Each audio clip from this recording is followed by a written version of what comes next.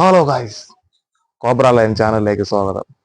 Guys, അപ്പോൾ നമ്മൾ ഇന്നൊരു വ്യത്യസ്തമായ ഒരു വീഡിയോ ആയിട്ടാണ് വന്നിട്ടുള്ളത്.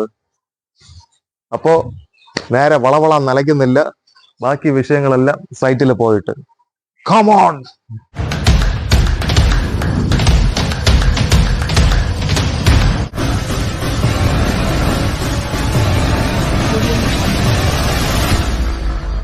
ഗൈസ്, അപ്പോൾ ഞാൻ നിൽക്കുന്നത് നമ്മുടെ ഉദയഗിരി കോട്ടയിലാണ്.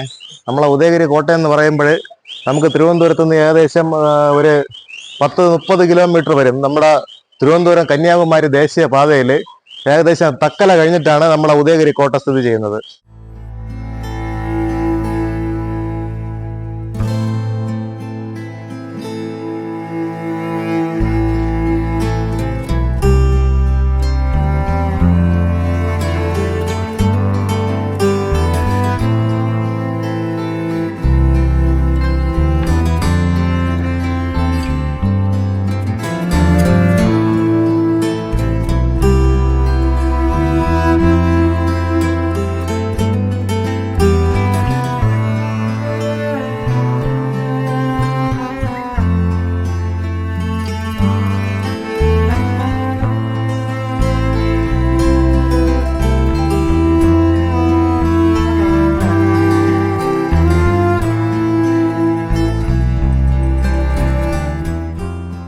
ഇവിടെ മുയല്, ഗിനിപ്പന്നി അങ്ങനെയുള്ള കുറച്ച് ഐറ്റംസ് ഒക്കെ ഉണ്ട്. അതിന് നമ്മുടെ ഒരു ചേച്ചി ഫുഡൊക്കെ കൊടുക്കുകയാണ്.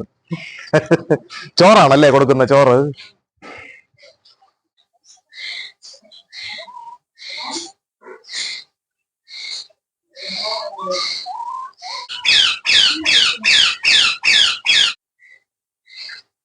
കൈസ്, അപ്പോൾ നമ്മൾ കയറി വരുമ്പോൾ തന്നെ നമുക്ക് ആദ്യമായിട്ട് ക്രമീകരിച്ചിട്ടുള്ള എന്ന് പറഞ്ഞാൽ കുറച്ച് പ്രാവ്, പിന്നെ അത് പോയിട്ടൊരു വെറൈറ്റി തത്ത, പിന്നെ മുയല്, ഗിനിപ്പന്നി.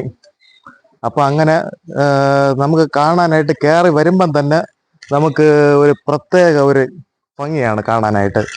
അപ്പോൾ മുന്നോട്ട് പോകും തോറും ഇതെന്ന് പറഞ്ഞാൽ പണ്ട് ഉണ്ടായിരുന്ന ആ കോട്ട ഇപ്പോൾ തമിഴ്നാട് ഫോറസ്റ്റിന്റെ മേൽനോട്ടത്തിലാണ്. ഇപ്പൊ ഈ കോട്ടയുടെ ബാക്കി കാര്യങ്ങളും എല്ലാം ഫുൾ വനമായിട്ടുണ്ട്. റിസർവ്ഡ് ഫോറസ്റ്റ് ആണ്. തമിഴ്നാടിന്റെ അണ്ടറിൽ വരുന്ന റിസർവ് ഫോറസ്റ്റ് ആണ്. അപ്പോൾ നമ്മൾ ഗിനിപ്പന്നി എല്ലാം കണ്ട് കുറച്ച് ദൂരം കൂടെ മുന്നോട്ട് പോകുമ്പോഴെന്ന് പറഞ്ഞാൽ കുറച്ച് ഫിഷ് ഉണ്ട്. പിന്നെ അവിടെ തന്നെ വീണ്ടും കുറച്ച് ലവ് ബേർഡ്സ് ഉണ്ട്. ലവ് ബേർഡ്സിനെ കണ്ട് കുറച്ചുകൂടെ മുന്നോട്ട് വരുമ്പോഴെന്ന് പറഞ്ഞാൽ നല്ല ഒരു വെടിക്കെട്ട് മൂർഖൻ, ഇതാ ജീവനോടെ ഉള്ള സാധനം തന്നെ. ജീവനോടുള്ള ഒരു മൂർഖ ഇതാണ് ഇവിടെ നിൽപ്പുണ്ട്. അപ്പൊ മൂർഖന് കഴിക്കാനായിട്ട് കാടമുട്ടയൊക്കെ അതിലിട്ട് കൊടുത്തിട്ടുണ്ട്. കാടമുട്ട.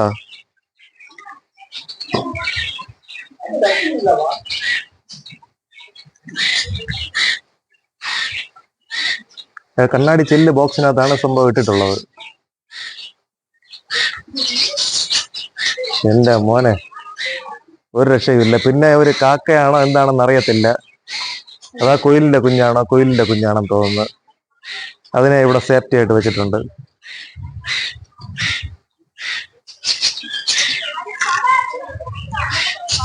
എന്തായാലും കൊള്ളാം, സൂപ്പർ. നമ്മൾ ഏകദേശം അവിടെ നിന്നാണ് ടിക്കറ്റ് എടുക്കേണ്ടത്. എൻട്രൻസ് ഗേറ്റ് കഴിഞ്ഞ് ടിക്കറ്റ് ഒക്കെ എടുത്ത്, ടിക്കറ്റിന് നമുക്ക് ക്യാമറയ്ക്കും പേ ചെയ്യണം. പിന്നെ നമുക്കും ഒരു ടിക്കറ്റ് ഉണ്ട്. അപ്പൊ അത് പോയിട്ട് അത് കഴിഞ്ഞ് നമ്മൾ കയറി വരുന്ന വഴിയിലാണ് ഈ പ്രാവ്, മുയല്, ഗിനിപ്പന്നി. അത് ഒരു സൈഡ്. അതിന്റെ എതിർ സൈഡ് നമുക്ക് പിന്നെ മാൻ്റെത്, പിന്നെ സ്നേക്കിന്റെ, ബട്ടർഫ്ലൈയുടെ, അങ്ങനെ എല്ലാം ഇത് ഈ റിസർവ് ഫോറസ്റ്റിനകത്തുള്ള ഏകദേശം ഉള്ള മൃഗങ്ങളുടെ പിക്ചറൊക്കെ ഉണ്ട് ഇതിനകത്ത്.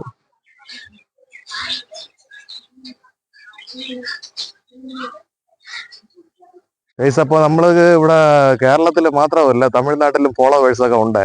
അപ്പൊ ഇവിടെ വന്നപ്പോ തന്നെ കുറച്ച് പരിചയപ്പെടലൊക്കെ കഴിഞ്ഞാണ് കുറച്ച് മുന്നോട്ട് വന്നിട്ടുള്ളത്. എന്തായാലും അടിപൊളി. ഏകദേശം ഒരു 200-300 ഏക്കറിന് പുറത്തുള്ള സ്ഥലം ഉണ്ടെന്ന് തോന്നുന്നു. ഫുള്ള് നമ്മുടെ തിരുവിതാംകൂർ രാജഭരണ കാലത്ത് നമ്മുടെ തിരുവിതാംകൂർ സൈന്യത്തിന്റെ ബാക്കി പരിശീലനത്തിന് വേണ്ടി കെട്ടിയ കോട്ടയാണ് ഇത്. അത്യാവശ്യം നല്ല ഐറ്റം പാമ്പും കാര്യങ്ങളെല്ലാം ഉണ്ട്. പാമ്പെന്ന് പറഞ്ഞാൽ നല്ല രാജവെമ്പാല ഉൾപ്പെടെ എല്ലാം ഉണ്ട്. അങ്ങനത്തെ ഇത് ഫോറസ്റ്റ് ആണ് ഇപ്പോഴ്. കൊടുംവനം എന്ന് പറഞ്ഞാൽ കൊടുംവനം. അപ്പോൾ വേറെ 2 ആശാന്മാരെ കണ്ട് നമ്മൾ വന്ന വഴിക്ക് അടുത്ത് കാണിച്ചു തരാം. കണ്ടോ? അപ്പൊ മയിലിനെ കണ്ട് നമ്മൾ കുറച്ചുകൂടെ മുന്നോട്ട് പോകുമ്പോഴെന്ന് പറഞ്ഞാൽ അതിവിശാലമായിട്ടുള്ള, നേരത്തെ ബോട്ടിങ്ങിനൊക്കെ സൗകര്യം ഉണ്ടായിരുന്നെന്ന് തോന്നുന്നു. ഇവിടെ ഇതാ ബോട്ടെല്ലാം ഡാമേജായി മറിഞ്ഞ് കിടപ്പുണ്ട്. പക്ഷെ ഇപ്പൊ ബോട്ടിങ് ഉണ്ടോ എന്ന് അറിഞ്ഞുകൂടാ. അത്യാവശ്യം നല്ല രീതിയിൽ ചെളിയൊക്കെ പിടിച്ച് ഇവിടെ ഏകദേശം എന്ന് പറഞ്ഞാൽ ഇന്ന് മാത്രമാണ് വെയിലുള്ളത്, വെറി. അപ്പൊ ഏകദേശം ഒരു 2 ആഴ്ച 3 ആഴ്ച അടുപ്പിച്ച് നല്ല മഴയായിരുന്നു. നല്ല മഴയെന്ന് പറഞ്ഞാൽ ഒരു രക്ഷയും ഇല്ലാത്ത മഴയായിരുന്നു. അപ്പൊ ആ ഒരു ലക്ഷണം കാണാം. എന്തായാലും വെള്ളമെല്ലാം നല്ല കലങ്ങി മറിഞ്ഞ് കിടക്കുന്ന ആ ഒരു ലക്ഷണം നമുക്ക് ഇവിടെ വരുമ്പോൾ കാണാൻ പറ്റും. മീനുകളൊന്നും എന്തായാലും കാണാൻ പറ്റുന്നില്ല. പിന്നെ കുറച്ചുകൂടെ ഫ്രണ്ടിലോട്ട് വരുമ്പോഴെന്ന് പറഞ്ഞാൽ നമുക്ക് ഈ കുളത്തിന്റെ എതിർ സൈഡ് വേറൊരു കേജ് കാണാം.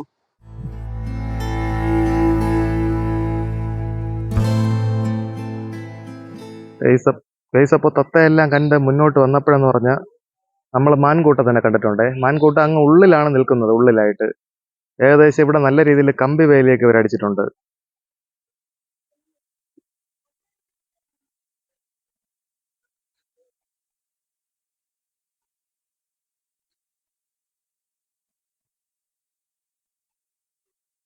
അപ്പോൾ കമ്പി വേലിയൊക്കെ അടിച്ചിട്ടുണ്ട്. കലമാനാണ് ഏറ്റവും കൂടുതലായിട്ട് നമുക്ക് കാണാനായിട്ടുള്ളത്. നമ്മുടെ നെയ്യാർ റിസർവ് ഫോറസ്റ്റിലെ ഉള്ള മാനാണെന്ന് തോന്നുന്നില്ല ഇവിടെ ഉള്ളത്. കാരണം എല്ലാത്തിനും നല്ല കൊമ്പും കാര്യങ്ങളെല്ലാം ഉണ്ട്. നമ്മൾ നെയ്യാറിൽ പോയപ്പോൾ കണ്ടതെന്ന് പറഞ്ഞാൽ അങ്ങനെ കൊമ്പും കാര്യങ്ങൾ അങ്ങനെയൊന്നും ഇല്ലായിരുന്നു. അങ്ങനെയുള്ളൊരു മാന കൂട്ടത്തിനാണ് നമ്മളന്ന് കണ്ടത്. പക്ഷെ ഇവിടെ വന്നപ്പോൾ നമുക്ക് കാണാൻ പറ്റുന്നതെന്ന് പറഞ്ഞാൽ ഒരു വ്യത്യസ്ത ഐറ്റം മാനിനെയാണ്.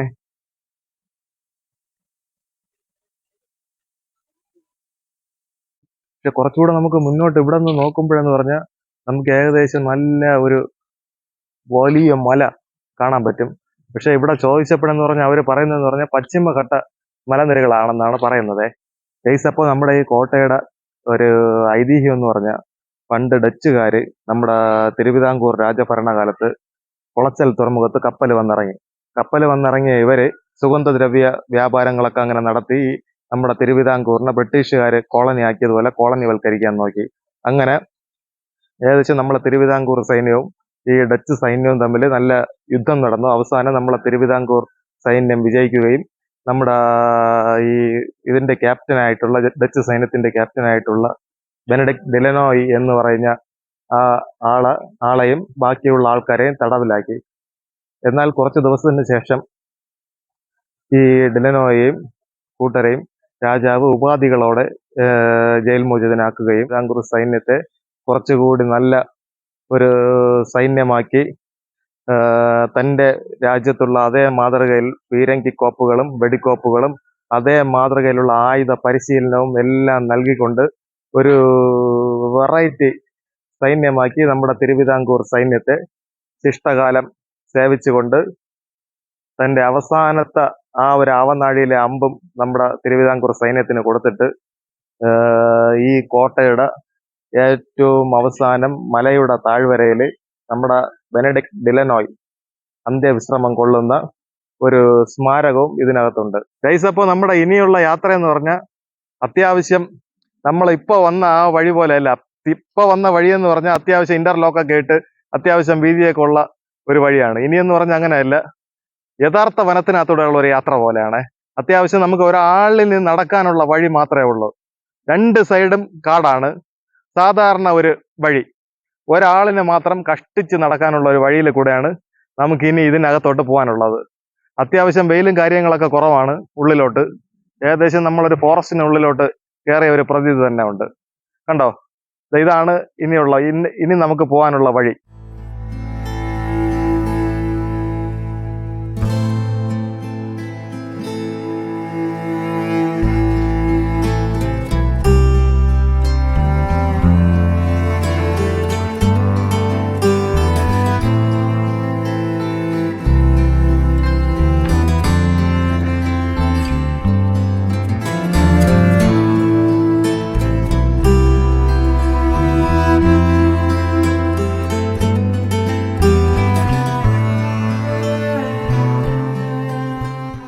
അപ്പൊ നമ്മൾ ഈ പോകുന്ന വഴിയിലാണ് ആ തിരുവിതാംകൂർ സൈന്യത്തിന് ഒരു പരിശീലനം നൽകിയിരുന്ന ആയുധപ്പുര.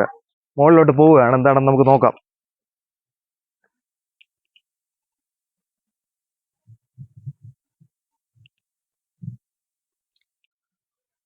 ഇത് നമുക്ക് പോകുന്നതെന്ന് പറഞ്ഞാൽ കയറി കയറി കയറി പോകുമ്പോഴെന്ന് പറഞ്ഞാൽ നമ്മളെ വേളിമല കുമാരകോവിലുണ്ടല്ലോ, ആ കുമാരകോവിലിന്റെ ഒരു സൈഡാണ് ഇത്. ഇപ്പൊ നമ്മൾ പോകുന്നതെന്ന് പറഞ്ഞാൽ അത്യാവശ്യം വിജനമായിട്ടുള്ള ഒരു സ്ഥലത്തൂടെയാണ് യാത്ര. ഡിലനോയുടെ സ്മാരകം കാണാൻ പോകുന്ന വഴിയിൽ കണ്ട 2 സ്മൃതി കുടീരങ്ങളാണ്. അപ്പൊ പോകുന്ന വഴിയിൽ കണ്ട വേറൊരു കാഴ്ചയാണ് ഈ മരത്തിന്റെ പീസൊക്കെ വെച്ച് നല്ലൊരു ക്രാഫ്റ്റ് വർക്കൊക്കെ ചെയ്തു വെച്ചിട്ടുണ്ട്. എന്തായാലും കൊള്ളാം.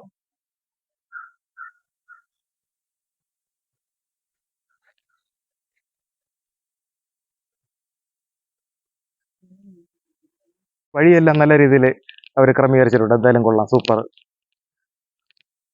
ആ ഒരു സ്മരണാർത്ഥം നല്ല രീതിയിലുള്ള ഒരു ബഹുമാനം നമ്മൾ ഡിലനോയ്ക്ക് ഇപ്പോഴും കൊടുക്കുന്നുണ്ട് നമ്മുടെ തമിഴ്നാട് ഗവൺമെന്റ്. ഗൈസ്, അപ്പോൾ ഇതിനകത്താണ് നമ്മുടെ ക്യാപ്റ്റൻ ഡിലനോയുടെ ആ ഒരു സ്മാരക കല്ലറ സ്ഥിതി ചെയ്യുന്ന സ്ഥലം.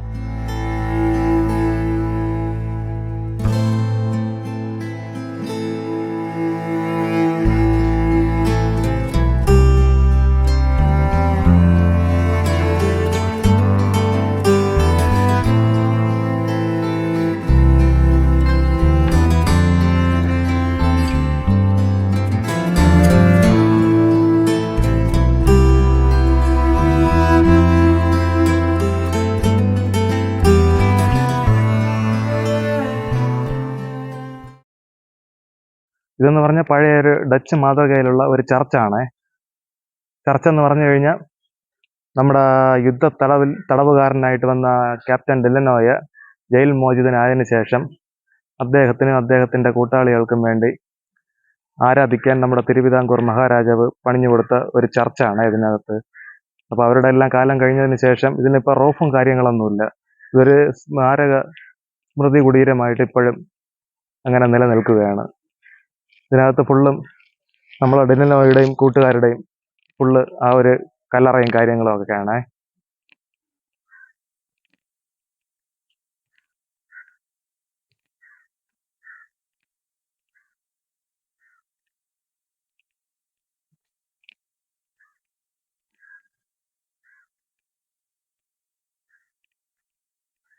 ഗൈസ്, അപ്പോൾ ഇതിനകത്താണ് നമ്മുടെ തിരുവിതാംകൂർ രാജ്യത്തിന് വേണ്ടി സേവനം അനുഷ്ഠിച്ചിരുന്ന ക്യാപ്റ്റൻ ഡിലനോയ് അന്ത്യവിശ്രമം കൊള്ളുന്ന ആ ഒരു സ്മൃതി കുടീരം.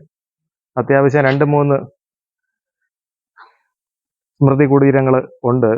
അപ്പോൾ നമുക്ക് എന്തായാലും ഉള്ളിലോട്ട് നടന്ന് കാണാം.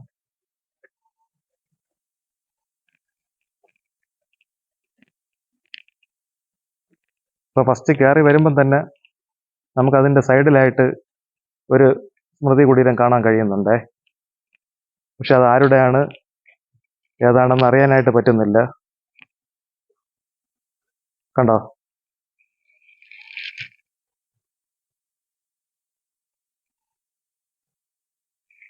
അപ്പൊ ഇതാണ് ഫസ്റ്റ് സിംഗിൾ ആയിട്ട് കാണുന്ന ഒരു സ്മൃതി കുടീരമാണ്, കല്ലറ.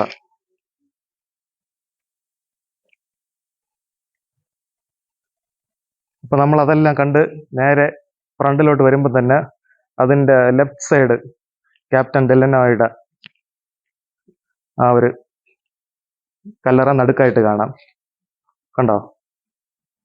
അപ്പോൾ സ്മരണാർത്ഥം ഡച്ച് സൈനികരുടെ ആ ഒരു സിമ്പലും കാര്യങ്ങളെല്ലാം ആ ഒരു തലയുടെ ആ ഹെഡ് വരുന്ന ഭാഗത്ത് കൊടുത്തിട്ടുണ്ട്.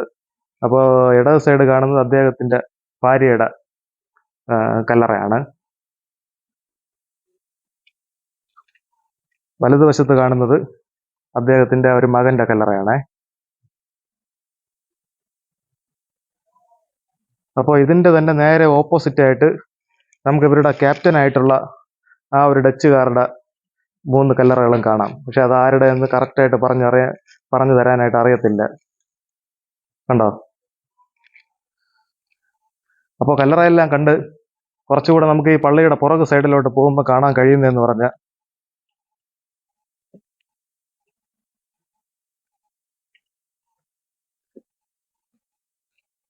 ഇതിന്റെ പുറകു സൈഡ് വഴി ഒരു വഴി അങ്ങനെ പോകുന്നുണ്ട്. പക്ഷെ അത് പള്ളിയെ റൗണ്ട് ചെയ്തുള്ള ഈ വഴിയാണെന്നാണ് തോന്നുന്നത്. എന്തായാലും മേൽക്കൂരയില്ല, നല്ല രീതിയിൽ എത്രയോ വർഷം നമ്മുടെ ഈ ഡച്ചുകാർ ആരാധന നടത്തിയിരുന്ന ഒരു ചർച്ചാണ്. എന്തായാലും കൊള്ളാം, സൂപ്പറായിട്ടുണ്ട് ഗൈസ്. അപ്പോൾ നമ്മൾ ചരിത്ര പ്രാധാന്യമുള്ള ഏകദേശം നമ്മൾ ഡിലനോയുടെ സ്മാരകം പിന്നെ ഉദയഗിരി ഫോർട്ടെല്ലാം ഏകദേശം റൗണ്ട് ചെയ്ത് കണ്ടിട്ടുണ്ട്. അപ്പോൾ ഈ സ്ഥലം സ്ഥിതി ചെയ്യുന്നതെന്ന് പറഞ്ഞു കഴിഞ്ഞാൽ നമ്മുടെ തിരുവനന്തപുരം കന്യാകുമാരി നാഷണൽ ഹൈവേയിൽ തക്കല കഴിഞ്ഞ് പുലിയൂർ കുറിച്ചി എന്ന് പറഞ്ഞ ആ ഒരു സ്ഥലത്താണ് നമ്മുടെ ഈ ഉദയഗിരി ഫോർട്ട് എന്ന് പറഞ്ഞ ആ ഒരു സ്ഥലം സ്ഥിതി ചെയ്യുന്നത്. അപ്പോൾ നമ്മുടെ കന്യാകുമാരി റൂട്ട്, തിരുവനന്തപുരം റൂട്ടൊക്കെ ഈ റൂട്ട് യാത്ര ചെയ്യുന്ന ടൂർ പോകുന്ന ആൾക്കാരൊക്കെ ഉണ്ടെങ്കിൽ നിങ്ങൾക്ക് അത്യാവശ്യം കാണാൻ പറ്റിയ കാര്യങ്ങളൊക്കെ ഇതിനകത്തുണ്ട്. ആ ഒരു സ്മൃതി കുടീരം, ചരിത്ര പ്രാധാന്യമുള്ള ഈ ഒരു സ്ഥലം എന്തായാലും ഒന്ന് സന്ദർശിച്ച് മടങ്ങുക.